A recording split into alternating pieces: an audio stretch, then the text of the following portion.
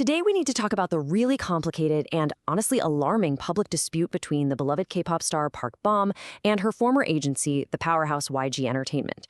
It's a story that has just spiraled, It started with some fan concern and has now become this shocking series of allegations that really gets to the very heart of the artist-agency relationship. And it really kicks off with this bombshell of a quote. This is just one of the explosive claims Park Bom made in a series of social media posts that, poof, are now deleted. This one sentence just sets the stage for how serious her claims are. We're talking exploitation, creative theft, and serious mistreatment. So that's the big question, right? How on earth did we get here? To really understand what's happening right now, we have to go back and trace the steps that took this incredibly determined young artist from a dream debut to what really feels like a public cry for help. All right, so here's how we're going to break this all down. We're going to start with the recent events that set off all the alarm bells. Then we'll rewind to her early career, look at the key turning points with her group, 2NE1, and finally get into these shocking allegations and the really unsettling aftermath. This whole story really blew up into public view because of a bunch of confusing and pretty concerning actions from Park Bom herself on social media. And this was all happening long before the most serious claims were even made. So first, fans started to get worried when she just suddenly unfollowed her bandmates and her agencies on Instagram. That was weird enough. But then it was coupled with these repeated, kind of strange posts about an actor. And then came the bombshell, what looked like a lawsuit against YG, which was posted and then just as quickly deleted, leaving everyone totally confused. And that alleged lawsuit, well, it claimed she was owed $4.5 quadrillion. Yeah, you heard that right. It fueled all the confusion because this number is it's astronomical. It's impossible. It led a lot of people to question if the document was even real and, more importantly, to get really concerned about her mental and emotional state.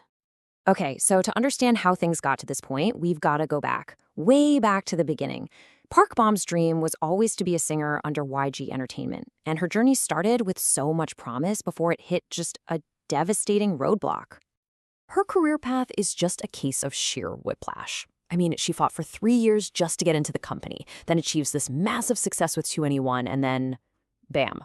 In 2014, her career is completely derailed. An investigation into medication she got from the US turned into this huge smuggling scandal, and even though it was all cleared up as a misunderstanding about her prescription, the public backlash was so intense it forced her into a long hiatus.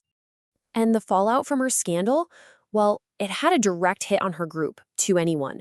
After months and months of inactivity, the end came so suddenly and, for the members, pretty shockingly.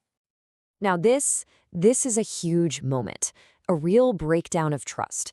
According to reports, the members themselves, Park Bom included, found out their group was over from reading the news. This isn't just a communication mistake. It really speaks to a dynamic where artists can feel more like products than actual partners. Bom even said later she found out her contract with YG had ended from her fans. Just wow. Okay, let's fast forward to 2024. Against all the odds, 2NE1 actually reunited for a 15th anniversary tour and fans were just ecstatic. But that excitement very quickly turned back into worry. As the tour went on, a lot of people started to notice that Bom looked exhausted and just didn't seem to have her usual stamina. Her agency came out and said she needed rest for both physical and mental health reasons, and by August, she was on an indefinite hiatus. This was really the prelude to the social media storm that was about to hit. And this brings us right to the core of the crisis. After that confusing lawsuit post, Bom unleashed a torrent of specific, deeply disturbing allegations against her former company in another post that, you guessed it, was also deleted. Her claims about money and creative work are just staggering. She's not just saying she wrote some songs. She's alleging she was the creative engine for the entire company, forced to work while being locked up without any pay or credit. She also claimed thousands of advertising deals were taken from her and just given to another artist. And then the allegations get deeply, deeply personal. She claimed that staff openly mocked her looks, telling her she looked awful. She said the company wanted her to look ordinary and refused to support her with basic things like dermatology or styling, which forced her to pay for everything herself. And here's the thing that really lends weight to these claims. They echo what her bandmates have said in the past. Her fellow 2NE1 member, CL, had previously revealed that YG's CEO called them ugly to their faces in front of staff. It reinforces this idea of a culture where those kinds of appearance-based insults were apparently pretty normal. So, in the wake of all these explosive, though, remember, deleted, posts, the aftermath has been a complete whirlwind. We've got conflicting statements, deepening fan concern, and a whole lot of unanswered questions. So right now, we are left with two completely different stories. On one hand, you have Park Bom's detailed allegations of systemic abuse. And on the other, her current agency is framing this whole thing as a health crisis, saying she's in an unstable emotional state and that her claims differ from the truth. And YG's side seems to be really reinforcing that narrative.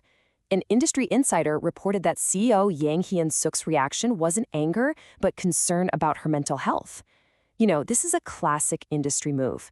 It carefully positions the company not as the accused party, but as a concerned former mentor. It shifts the entire focus of the conversation away from corporate responsibility and onto an individual's health. So where does that leave us? It's a really difficult situation. Is this a brave whistleblower who's finally exposing years of mistreatment? Or is it a beloved star in the middle of a severe health crisis? Or, and this is a real possibility, could it be both? Regardless of what the final truth is, this whole unsettling saga forces us to ask a much bigger question about the systems that build these stars up and what responsibility those systems have when they start to unravel.